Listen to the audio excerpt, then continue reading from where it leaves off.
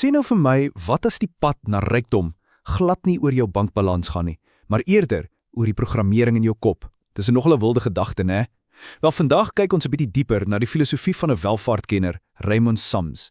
Hy glo vas dat rykdom eintlik maar net 'n gemoedstoestand is. So, kom ons spring sommer dadelik in.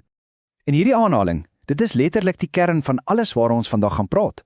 Die hele argument is, ware finansiële vryheid begin eers hier binne, in jou kop, lank voordat dit ooit in jou bankrekening reflekteer.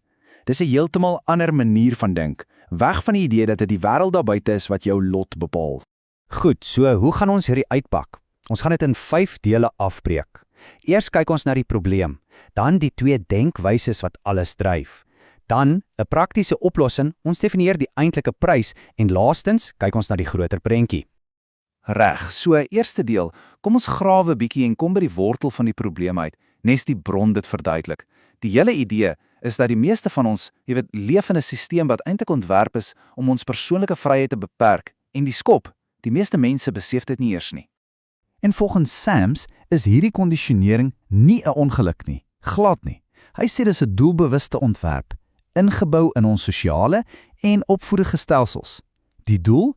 Om mense aan te moedig om in daai siklus van werk, skuld te bly, eerder as om werklik vir hulle self te dink en ware vryheid na te jag. En kyk net hierna, 80%. Dis nogal 'n skokkende syfer, is dit nie? Wat Sams hier sê is dat die oorgrote meerderheid van mense vasgevang is in hierdie denkwyse.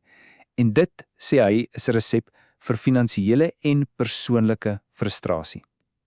Dit wys jou net hoe groot die probleem is wat hy hier beskryf.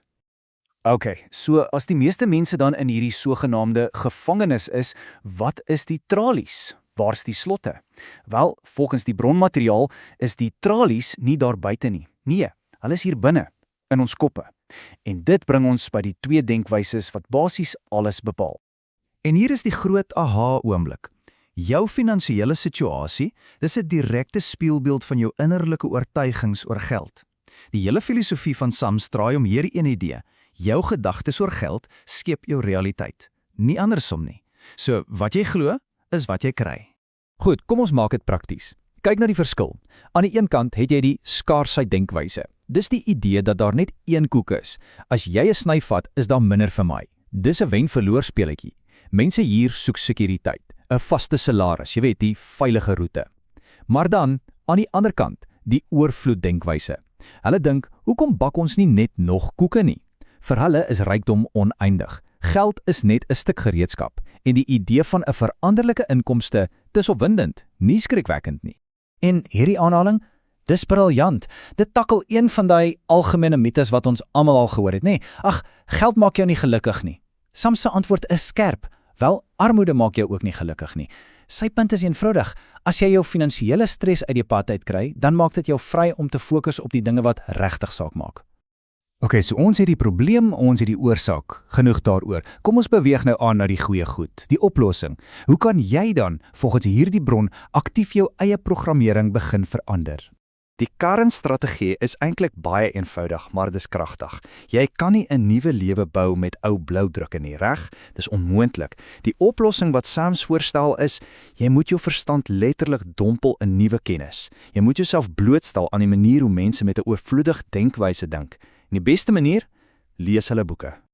So, hier is die praktiese stappe. Dis 'n 3-stap proses. Eerstens, identifiseer jou oortuigings. Vat 'n pen en papier en skryf letterlik alles neer wat jy oor geld glo. Alles. Tweedens, bevraagteken dit. Besef dat hierdie goed nie feite is nie. Dis net idees wat jy iewers opgetel het, waarskynlik by ander mense. En derdens, die belangrikste stap, dompel jouself. Begin lees. Voed jou brein met nuwe, beter inligting van mense wat reeds is waar jy wil wees. Goed, maar waarvoor werk ons nou eintlik hier? Wat is die einddoel? Is dit die spoggerige kar en die groot huis? Wel, volgens die bron is die ware prys iets heeltemal anders. En die snaakse ding is, dis meestal onsigbaar. Hierdie is nogal 'n provokerende stelling, né? Word so gou as moontlik ryk en kom ons gaan aan na iets anders. Sien, vir Sams geld nie die eindstreep nie. Dis 'n hekkie, 'n struikelblok wat jy so vinnig as moontlik uit die pad moet kry. Die hele idee is, kry jou finansies agter mekaar sodat jy kan aanbeweeg na die dinge wat regtig saak maak. Jou passies, jou familie, wat dit ook al vir jou is. En dit bring ons by hierdie kragtige konsep van onsigbare rykdom. Dis nie wat jy het nie, dis die vryheid wat jy het. Dis die vermoë om te doen wat jy wil, wanneer jy wil.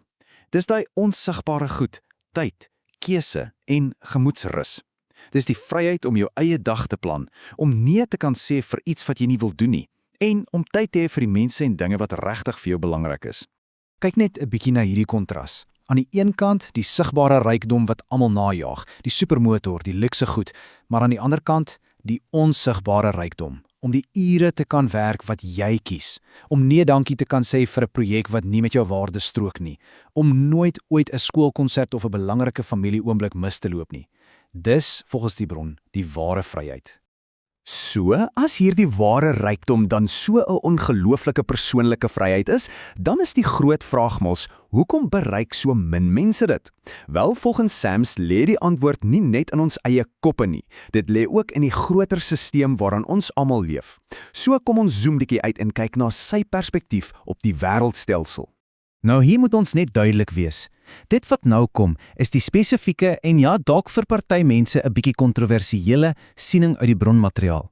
Sams beweer dat die wêreld meesters het, 'n baie klein verborge elite wat die hele stelsel beheer. En volgens Sams, hierdie elite groep, wel, hulle is meesters van misleiding. Hulle werk agter die skerms. Die leiers wat ons op TV sien, is glo net poppe. Hulle gebruik propaganda, veral deur die massamedia, om die bevolking te beheer. Die hele stelsel, sê hy, is ontwerp om ons te verhoed om werklik te dink. En dis waar alles bymekaar kom.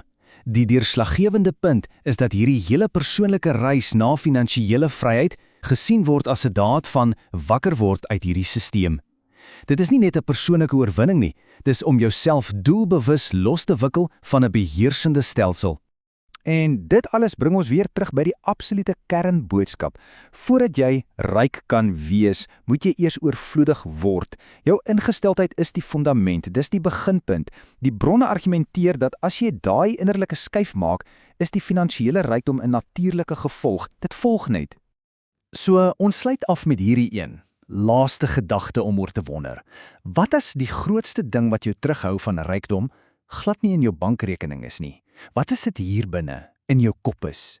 Die ontleding van hierdie bron dwing ons om te vra of ons gevegte regtig met die wêreld daar buite is en of die ware stryd en die ware oorwinning dalk in die onsigbare wêreld van ons eie gedagtes lê.